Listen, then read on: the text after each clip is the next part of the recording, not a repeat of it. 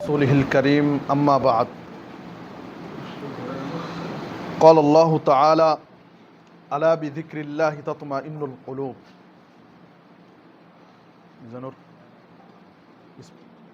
কোনো খাস বিষয় আলোচনা করব না, যেহেতু আজকে এটাই আমাদের শেষ দার্স, শেষ বক্তব্য। আজকে দু একটি বেসিক কথা বলে ইনশাআল্লাহ খুব অল্প সময়ে কথা শেষ করে দিব।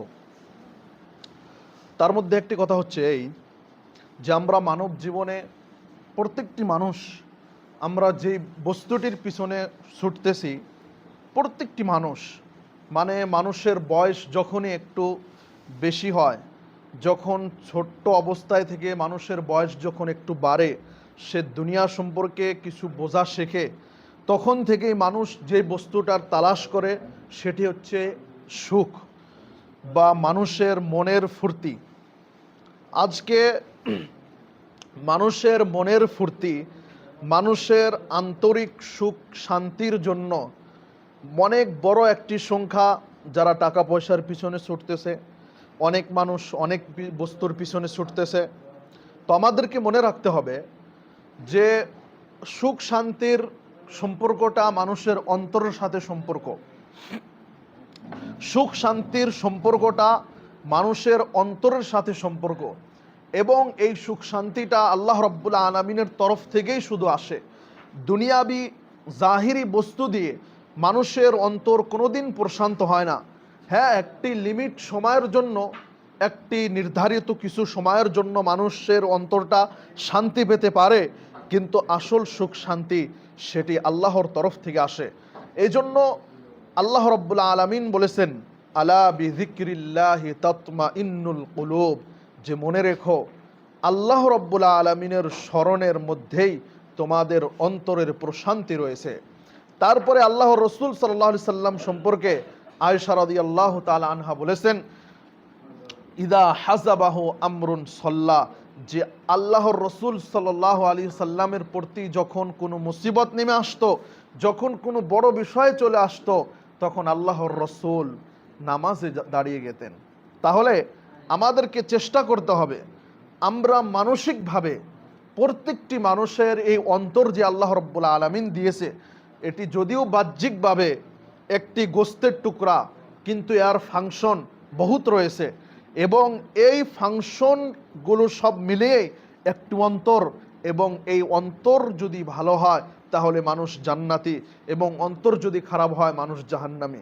এবং আপনি আশ্চর্য হবেন এই কথাটি শুনলে, যেটাকে বলা হয়েছে যে দুনিয়ার ভিতরেও একটি জান্নাত রয়েছে। মমিনের তো মরণের পরে জান্নাত রয়েছে, কিন্তু মমিনের দুনিয়ার ভিতরেও একটি জান্নাত রয়েছে। আর সেটি কি? সেটি হচ্ছে ইতমিনানুল কলব, মানে অন্তরের প্রশান্তি। প্রত্যেকটি মানুষ আমরা যদি অনেক টাকা পয়সা অর্জন করি, অনেক সুখ শান্তি অর্জন করি, আপনি আমি এসি রুমে থাকতে পারি, কিন্তু সুখ শান্তি এটি টাকা পয়সা দিয়ে কেনা যাবে না। বরং আমাদেরকে সবসময় চেষ্টা করতে হবে আমাদের অন্তরের প্রশান্তির প্রত্যেকটি মানুষের প্রয়োজন রয়েছে। এর আগে আমি এই বিষয়টি টাচ দিয়েছিলাম। প্রত্যেকটি মানুষ আমরা খুঁজতেছি যে কিভাবে আমার মনটা শুদ্ধ হবে, আমার মনটা সুখী হবে, এই বিষয়গুলো নিয়ে আমরা সবসময় চিন্তা করি। তো মনে রাখতে হবে আমাদের অন্তরের সম্পর্ক আল্লাহ রাব্বুল আলামিনের সঙ্গে বাড়াতে হবে। যেমনভাবে একটি মাছ যখন পানি থেকে বাহির করে দেওয়া হয় সেই মাছটি ছটফট করে মরে যায়, তেমনিভাবে মানুষের অন্তর যখন আল্লাহ রাব্বুল আলামিনের স্মরণ থেকে বাহির হয়ে যাবে, তেমনিভাবে মানুষের অন্তর ছটফট করবে। কোনো জাহিরি বস্তু দিয়ে তার মন ভরবে না, বরং সবসময় একটি খালি থাকবে যে আমার মনে হয় কী বান বাকি রয়েছে, কী ভান প্রয়োজন রয়েছে আমার অন্তরের ভিতরে। সম্মানিত উপস্থিতি, কিছু বস্তু, কিছু হাদিস আমাদেরকে সবসময় মনে রাখতে হবে। একজন মানুষ সামাজিকভাবে উঠা বসা, সামাজিকভাবে চলাফেরার ক্ষেত্রে কিছু বস্তু যদি আমরা মনে রাখি, তাহলে আমরা নিজেদেরকে সময়ের সাথে সাথে যতটুক সময়, যত তাড়াতাড়ি আমরা মরণের নিকটবর্তী হচ্ছি, সেমভাবে আমরা নিজেদেরকে ডেভেলপ করতে পারবো।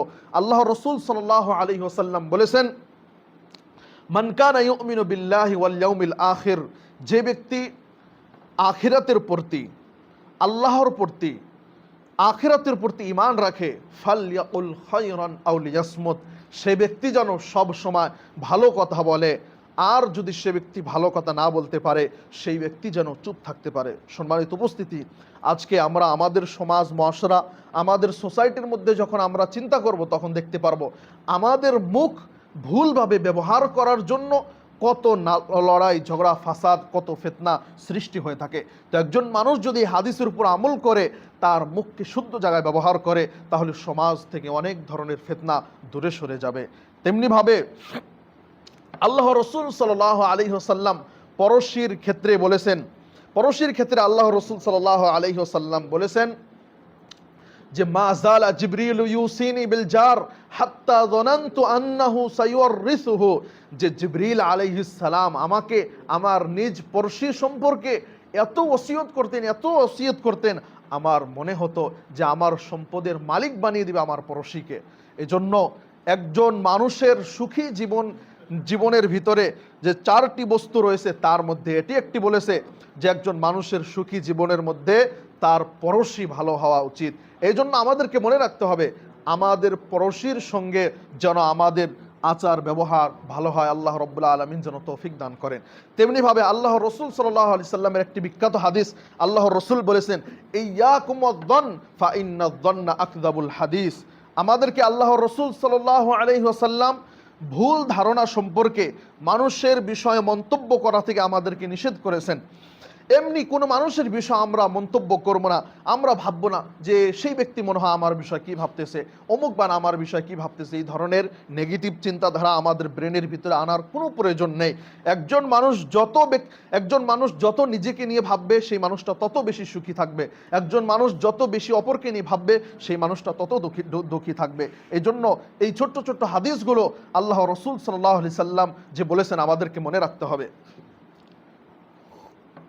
তেমনিভাবে আল্লাহ রসুল সাল্লাল্লাহু আলাইহি সাল্লামের আরও একটি হাদিস রয়েছে, আল্লাহ রসুল বলেছেন ইন্না মিম্মা আদরাকান নাস মিন কালামিন নবুওয়াতিল উলা ইযা লাম তাস্তাহি ফাসনা মা শি'ত, যে পূর্ব আম্বিয়া ইকরামগণ থেকে যে কথাগুলো বিখ্যাত হয়ে এই উম্মত পর্যন্ত পৌঁছেছে, মানে পূর্ব থেকে কিছু কথা এমন বিখ্যাত হয়েছে এই শরীয়তের ভিতরেও সেই কথাগুলো রয়েছে।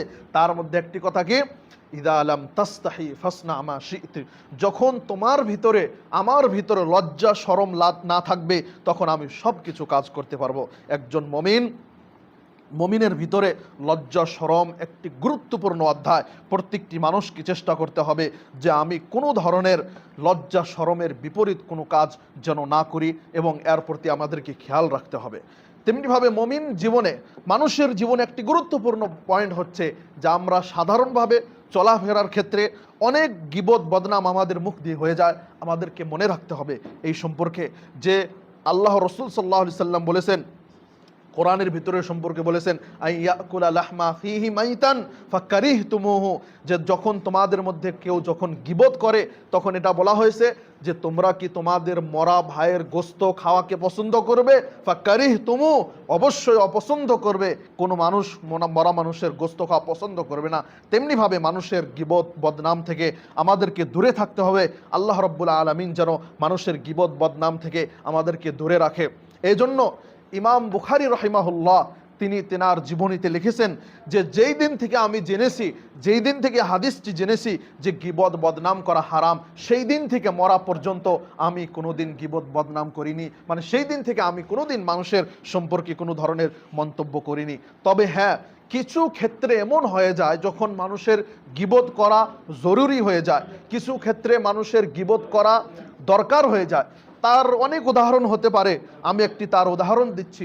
যেমনভাবে একজন খারাপ মানুষ আপনাদের গ্রামে একটি মেয়ে দেখতে আসলো, এবং যে মেয়েটার সঙ্গে বিয়ে শাদীর আলোচনা হচ্ছে, দেখা যাচ্ছে যে সেই মেয়েটা ভালো এবং সেই ছেলেটা খারাপ। যদি এই মেয়েটা এই ছেলেটার সঙ্গে বিবাহ হয়ে যায় তাহলে এই মেয়েটাকে অনেক প্রেশান করবে, তাকে অনেক কষ্ট দিবে। তাহলে আর যেহেতু এই ছেলেটা খারাপ, তো এই ক্ষেত্রে যদি তার বিয়াটা এখান থেকে আমি নষ্ট করে দিই, মানে তার সাথে যদি আমি না করে দিই, তাহলে এটি আমাদের জন্য ভালো হবে। এইভাবে অনেক ক্ষেত্র রয়েছে যে ক্ষেত্রগুলোতে মানুষের জন্য গীবত বদনাম করা জায়েজ রয়েছে। তেমনিভাবে মানুষের জীবনে একটি গুরুত্বপূর্ণ বস্তু হালাল রুজি। হালাল রুজি ভক্ষণ করতে হবে আমাদেরকে। হালাল রুজি সম্পর্কে আমরা শুধুমাত্র একটি কথা বলে আজকের কথা শেষ করে দেব। সেটি হচ্ছে এই, আমরা সবাই ইমাম বুখারী রহিমাহুল্লাহর নাম শুনেছি বা নাম জানি ইমাম বুখারী রহিমাহুল্লাহর, এবং আমরা অনেকে এটাও এ কথা জানি না যে ইমাম বুখারী রহিমাহুল্লাহ যেমনভাবে বড় আলেম ছিলেন, তেমনিভাবে ইমাম বুখারী রহিমাহুল্লাহর পিতাও অনেক বড় আলেম ছিলেন। ইমাম বুখারী রহিমাহুল্লাহর পিতা, তিনি মরণকালে তার জান বাহির হবে, সেই সময় ইমাম বুখারী রহিমাহুল্লাহ, তিনি ইমাম বুখারী রহিমাহুল্লাহর পিতা বলতেছেন, কি বলতেছেন, যে আমার জীবনে এক পয়সা আমি হারাম কামাই তো করিনি দূরের কথা, মানে আমার জীবনে আমি 1 টাকা হারাম উপার্জন করিনি এটি তো অনেক দূরের কথা, এমন পয়সাও আমি উপার্জন করিনি যেই পয়সার মধ্যে সন্দেহ রয়েছে যে এটি হালাল না হারাম, এমন পয়সাও আমি উপার্জন করিনি। এই জন্য মনে রাখতে হবে, পৃথিবীর ইতিহাস পড়লে, পৃথিবী বড় বড় আলেমদের, যখন আপনি বড় বড় মানুষের ইতিহাস পড়বেন, তখন দেখবেন প্রত্যেকটি বড় বড় মানুষকে তৈরি করার পিছনে সব থেকে যাদের হাত রয়েছে সেটা হচ্ছে তাদের বাবা মা, এবং প্রত্যেকটি বাবা মা চেষ্টা করেছে আমার সন্তানের পেটের ভিতর যখন কোনো ধরনের হারাম রুজি, হারাম খাদ্য না ঢোকে, এবং আমার সন্তানের পেটের ভিতরে যেন সব পুরো রুজিটাই হালাল হয়ে যায়। এবং অনেক আল্লাহ রাব্বুল আলামিনের নিকটে তারা দোয়া করেছেন। এবং আমরা ইমাম বুখারীর জীবনীতে আমরা দেখতে পারি যে ইমাম বুখারী যখন জন্মগ্রহণ করে তখন অন্ধ অবস্থায় দুনিয়ার ভিতরে আসে। তার মা কত বড় পরহেজগার, এবং তার মাও অনেক বড় আলেমা ছিলেন, তার মা কত বড় পরহেজগার। ইমাম বুখারী রহিমাহুল্লাহর মা আল্লাহ রাব্বুল আলামিনের দরবারে চোখের পানি ফেলে আল্লাহর নিকটে দোয়া করেছেন যে তার সন্তানের চোখের দৃষ্টি আল্লাহ রাব্বুল আলামিন ফিরিয়ে দিক, কিন্তু আল্লাহ রাব্বুল আলামিন তার মায়ের দোয়া কবুল করে নিয়েছেন, এবং তেমনিভাবে দেখে তার দৃষ্টি আল্লাহ রাব্বুল আলামিন ফিরিয়ে দিয়েছেন। এইভাবে সন্তানকে মানুষ বানানোর ক্ষেত্রে সবথেকে ভূমিকা মা বাবার থাকতে হবে, এবং মা বাবার জন্য কর্তব্য সন্তানের জন্য দোয়া করতে হবে। এবং সন্তানকে মানুষ করার ক্ষেত্রে আরও একটি পয়েন্ট হচ্ছে যে আপনার সন্তানকে যদি আপনি একটি বড় মানুষ বানাতে চান, নিশ্চয় আপনার সন্তানকে তার ছোট্ট অবস্থা থেকে তার আত্মমর্যাদা, তার সেলফ রেসপেক্টের প্রতি খেয়াল রাখতে হবে। তাকে কখনো আঘাতমূলক এমন কথা, এমন আচার ব্যবহার করা যাবে না তার সঙ্গে যাতে তার আত্মমর্যাদার ভিতরে আঘাত লাগবে, তার সেলফ রেসপেক্টের ভিতরে আঘাত লাগবে। এই বস্তুগুলো আমরা খেয়াল রাখবো। আল্লাহ রাব্বুল আলামিন যেন আমাদের এই সিয়ামগুলো, আমাদের এই কিয়ামগুলো কবুল মঞ্জুর করে নেয়, আমিন। হে আল্লাহ, 1 মাসের ভিতরে জানি না আমাদের দ্বারা কত ধরনের ভুল ত্রুটি হয়েছে, এই ভুল ত্রুটিগুলো তুমি মাফ করে দাও, আমিন। আমরা যে রোজাগুলো রাখলাম সেই রোজাগুলো তুমি কবুল করো, আমিন। আমরা তোমার জন্য যে তারাবির সালাত আদায় করলাম, এই তারাবির সালাতগুলো তুমি পূর্ণাঙ্গ এর সওয়াব দান করো আমাদেরকে, আমিন। এবং এবং আমাদেরকে আরও সামনে রোজা, সিয়াম, কিয়াম পালন করার পাওয়ার তৌফিক দান করো, আমিন। ওয়া আখিরু দাওয়ানা আনিল হামদুলিল্লাহি রাব্বিল আলামিন।